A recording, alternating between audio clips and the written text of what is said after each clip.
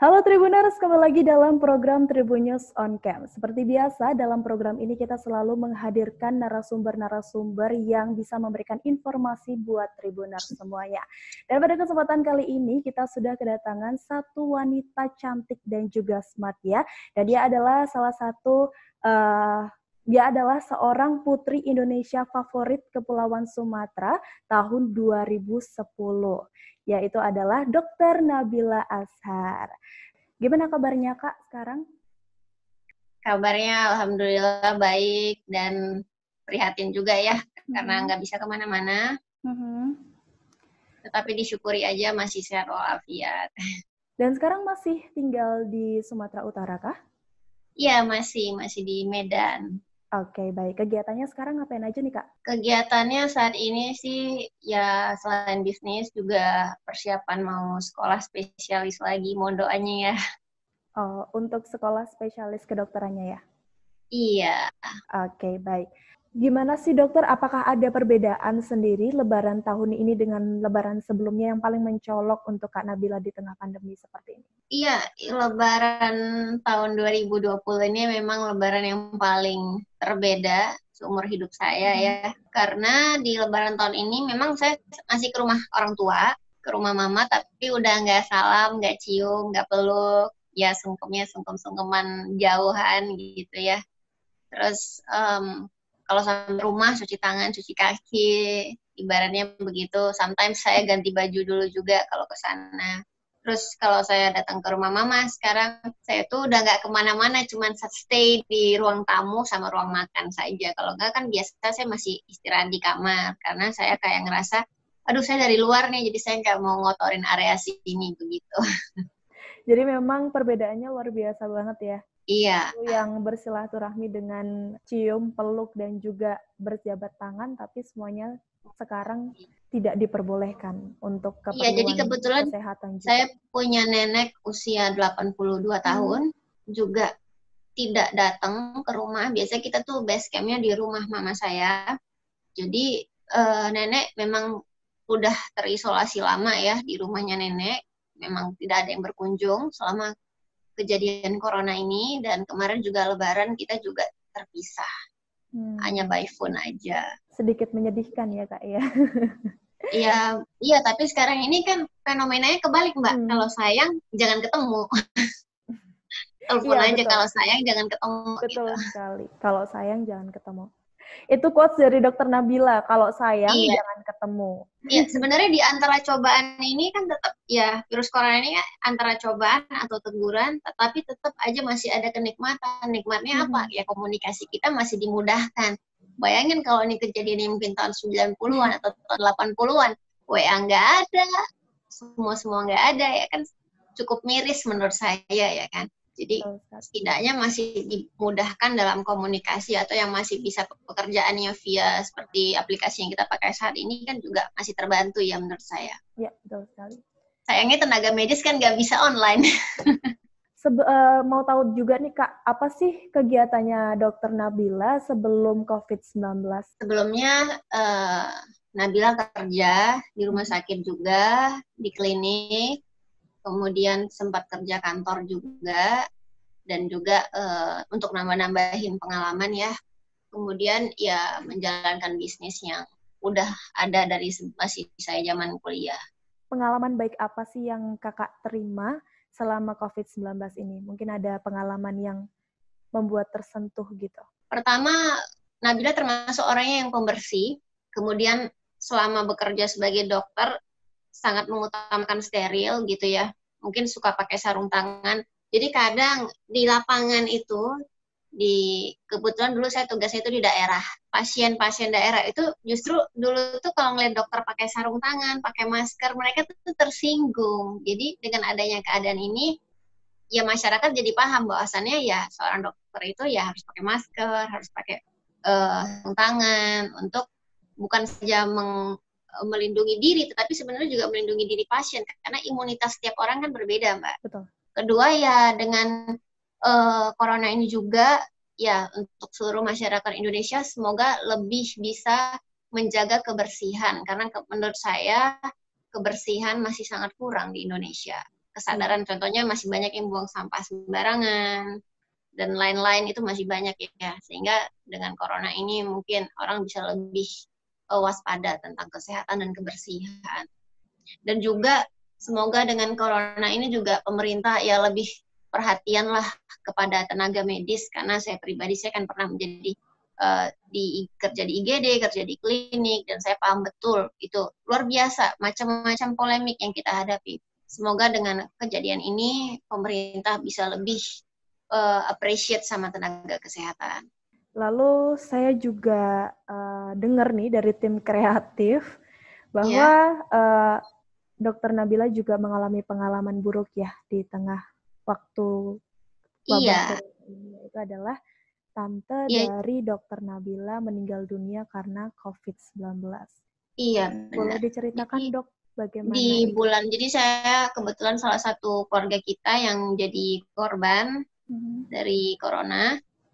Itu sepupunya mama, tante ya.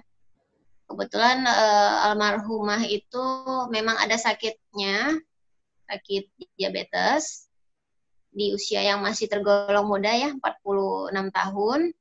Jadi awalnya memang sedang sakit, kemudian dirawat di rumah sakit, memang sudah ragu-ragu, tetapi kebetulan memang butuh untuk adanya transfusi darah, sehingga kenapa terpaksa dirawat di rumah sakit. Jadi dalam proses penyembuhan itu kondisinya semakin menurun ya. Kemudian memang protokol di rumah sakit itu kan dilakukan pemeriksaan tes COVID kan. Ya hasilnya sih ada yang positif, ada yang negatif. Akhirnya memang dilakukan swab juga, dilakukan rapid test juga. Ya akhirnya memang tante tidak bisa bertahan, meninggal. Dan dari proses sakit sampai dengan penguburan itu tidak ada yang bisa ketemu, Mbak. Karena memang sangat dijaga kan, karena serba salah, nanti yang jenguk juga bisa membawa penyakit, bikin yang sakit semakin lemah, begitu, atau sebaliknya menularkan dengan kondisi rumah sakit yang banyak infeksi. Dan juga akhirnya ya kita sedihnya itu ya karena normalnya kalau ada yang sakit kita jenguk, ada yang meninggal kita datang, kita hadir. Tapi saat ini nggak bisa, jadi itu benar-benar sedih ya. Jadi buat yang masih komentar ngerasa wah corona lebay banget sih, takut, atau corona B aja, itu saya harus hati-hati, karena kalau kita udah ngomong itu khususnya di publik ya, apalagi seperti wawancara saat ini, berarti kan apa yang kita omongin itu udah kita pikirkan sebelumnya. Lalu Dokter Nabila apakah tahu apa saja gejala-gejala yang dialami oleh tante? Karena tante itu kan awalnya sakitnya diabetes, kemudian sempat kena demam berdarah, kemudian itulah kenapa butuh transfusi, kemudian pasca itu mulai melemah, kemudian ya namanya di rumah sakit, tante itu ada demam, dan kalau Mbak ngomong gejala spesifik gitu, saya rasa rancu, Mbak, karena kenyataannya begini, jadi di keluarga saya ini ada 2 yang kena corona.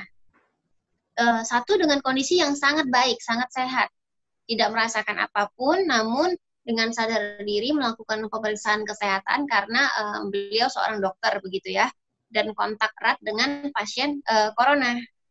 Dan beliau ya sudah positif, hasil swabnya mengisolasi diri tanpa sakit apapun. Sedangkan tante saya ya demam, dan memang terlalu lama dirawat di rumah sakit itu kan bisa muncul infeksi sekunder.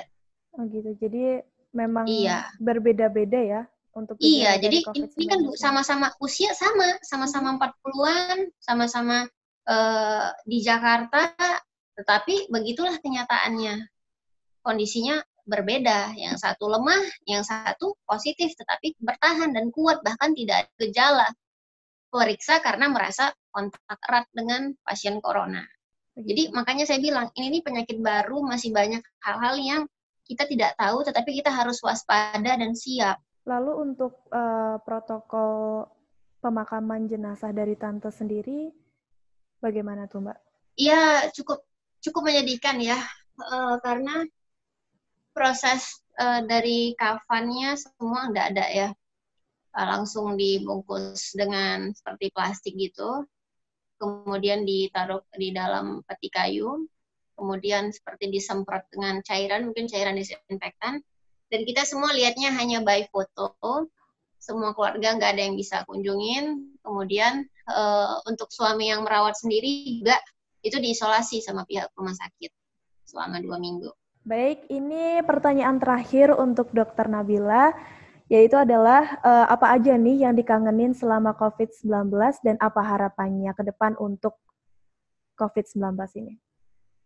Ya, mudah-mudahan ke depannya sih yang paling penting masyarakat dan pemerintah bisa kompak, itu harapan yang terbesar. Kemudian ya bisa normal lagi, bisa jalan walaupun nggak normal seutuhnya ya, mengingat akan terbiasa dengan masker, dengan hand sanitizer, tisu, sabun, itu jadi hal wajib nantinya di tas setiap orang menurut saya. Kemudian yang selanjutnya ya berharap dapatlah bisa menjadi yang tadinya pandemi menjadi endemi dulu, di mana obat dari penyakit virus corona ini bisa segera benar-benar dipecahkan oleh para penelitian ya, karena kan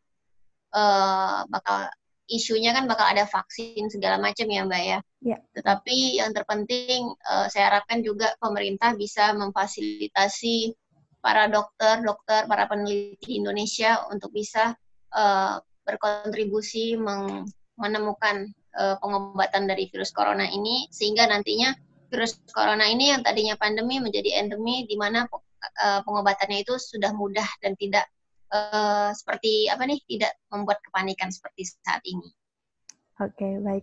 Terima kasih banyak Dr. Nabila untuk waktunya, untuk bisa memberikan saran-saran kepada Tribuners dan juga membagikan pengalamannya yang luar biasa, dari pengalaman yang baik hingga yang menyedihkan ya, di mana Dr. Nabila harus kehilangan tantenya karena penyakit COVID-19, dan ini bisa jadi pelajaran buat Tribuners bahwa memang corona itu bukan sesuatu yang sepele. Makanya kembali lagi saya bukan yang B aja. Ya, bukan yang B aja, tapi itu adalah sesuatu yang memang harus kita perhatikan, kita notice. Dan saya juga menarik kesimpulan yang dari tadi selalu digaungkan oleh Dr. Nabila, bahwa kita sebagai masyarakat juga harus kompak dengan pemerintah, kita harus menjalankan imbauan-imbauan yang sudah dilontarkan oleh pemerintah, dan semoga kita juga bisa lebih menegaskan masyarakatnya agar semuanya juga bisa berjalan dengan baik dan segera menjadi endemi dulu ya, dokter ya. Dari pandemi menjadi endemi ya. Oke, baik Tribuner, sekian informasi dari Dr. Nabila di Tribun News on Cam. Terima kasih sudah menonton sampai di durasi terakhir. Saksikan terus Tribun News on Cam di episode-episode selanjutnya yang pasti akan lebih menarik. Terima kasih sudah nonton. Jangan lupa like, subscribe, dan share ya.